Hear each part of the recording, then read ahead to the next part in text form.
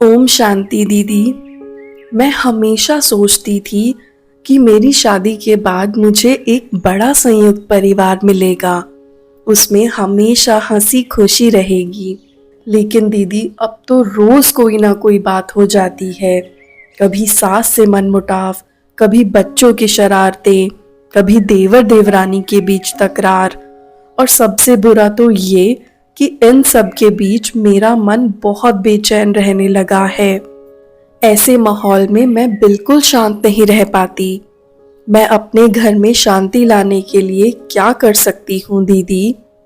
सविता बहन, एक घर सिर्फ ईंटों और दीवारों से नहीं बनता। हर सदस्य की सोच, भावना और बोल, ये सब मिलकर घर की वाइब्रेशन बनाते हैं। अगर घर में कोई भी गुस्से में है, कोई दुखी है या कोई शिकायत में है, तो वो ऊर्जा पूरे घर में फैल जाती है। हर घर में छोटी छोटी बातों से ऊर्जा बदल जाती है। पहले लोग कहते थे घर स्वर्ग है, लेकिन अब घरों में तनाव और आवाजें ज्यादा हैं। शांति और मुस्कानें बहुत कम हो गई हैं। लेकिन इसका कारण लोग नहीं है, कारण है विचारों की ऊर्जा। क्या आपने कभी ध्यान दिया है, बिना कुछ कहे भी हमारे घर का माहौल कभी कभी भारी लगता है? वो इसीलिए क्योंकि मन की तरंगे दीवारों से भी टकराती हैं। हाँ दीदी, कई बार बिना किसी बात के भी मन घुटने लगता है, जैसे हवा भारी सी हो गई हो। बिल्कुल सही कहा आपने। और इस ऊर्जा को सबसे ज्यादा प्रभावित करती है रसोई और उसमें बना भोजन, क्योंकि घर में हर आत्मा रोज वही ऊर्जा ग्रहण करती है। जब भोजन बनता है, अगर रसोई में मन अशांत है, टीवी चल रहा है या कोई गुस्से में है, तो वो वाइब्रेशन उसी भोजन में चला जाता है।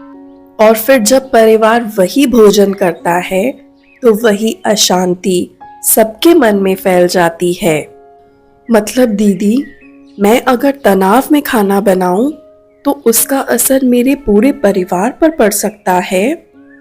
बिल्कुल सविता बहन, इसीलिए तो कहा गया है, रसोई घर का मंदिर होता है।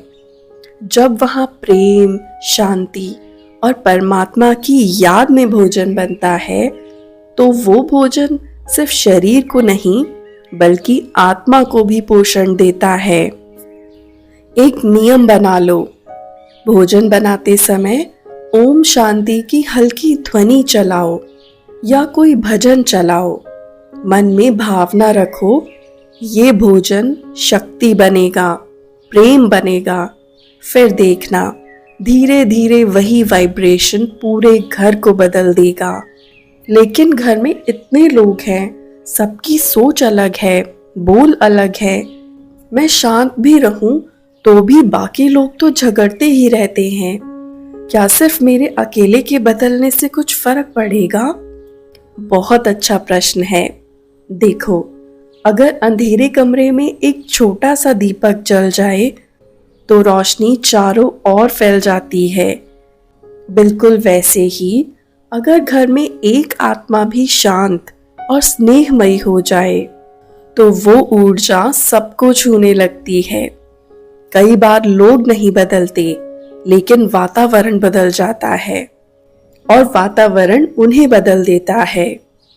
इसीलिए पहले खुद को शांति में स्थिर करो, बाकी अपने आप बदलेंगे। सविता बहन, सिर्फ भोजन ही नहीं, घर की शांति पर एक और चीज बहुत असर डालती है। वो है हमारे बोल और हमारी प्रतिक्रिया। कई बार माहौल इसीलिए भी बिगड़ जाता है क्योंकि कोई कुछ कहे तो हम तुरंत उत्तर दे देते हैं। लेकिन अगर हम सिर्फ एक आदत डाल लें कि हमें बोलने से पहले 1 सेकंड रुकना है, तो बहुत कुछ बदल सकता है। वो 1 सेकंड हमारी शांति का कवच बन सकता है।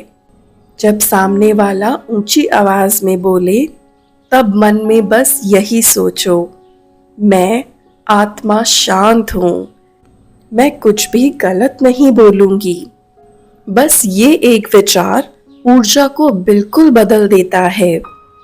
सच दीदी, शायद मैं ही हमेशा सोचती थी कि बाकी सब बदलेंगे, लेकिन अब तो मुझे लगता है कि शुरुआत मुझे ही करनी होगी। यही समझ आ जाना सबसे बड़ा परिवर्तन है बहन। सुबह जब उठो तो 1 मिनट आंखें बंद करके बस ये एक संकल्प लो, मैं आत्मा शांत और स्नेहमयी हूँ। मेरे हर विचार से मेरे घर में शांति और प्रेम फैलता है। और दिन में कुछ भी हो जाए, बस उसी संकल्प को याद करते रहो। धीरे धीरे पूरा घर उसी वाइब्रेशन को महसूस करने लगेगा।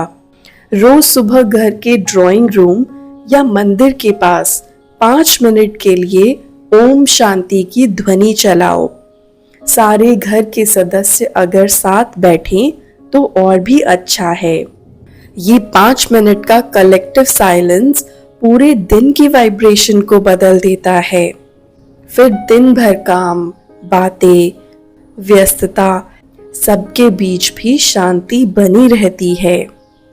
दीदी, आज सच में बहुत हल्का लग रहा है। लगता है अब घर में शांति लाने की शुरुआत मुझसे ही होगी। बिल्कुल सविता बहन, जब आत्मा शांत होती है तो घर मंदिर बन जाता है, और जब घर मंदिर बनता है तो परमात्मा उसमें स्वयं बस जाते हैं। अगर आपको भी ये वीडियो अच्छी लगी हो तो ये संकल्प अपने मन में दोहराइए और नीचे कमेंट्स में भी जरूर लिखिए, ताकि ये शब्द वाइब्रेशन बन जाएं और हर घर में फैल जाएं। मैं आत्मा शांत और स्नेहमयी हूँ। मेरे हर विचार से मेरे घर में शांति फैलती है। ओम शांति।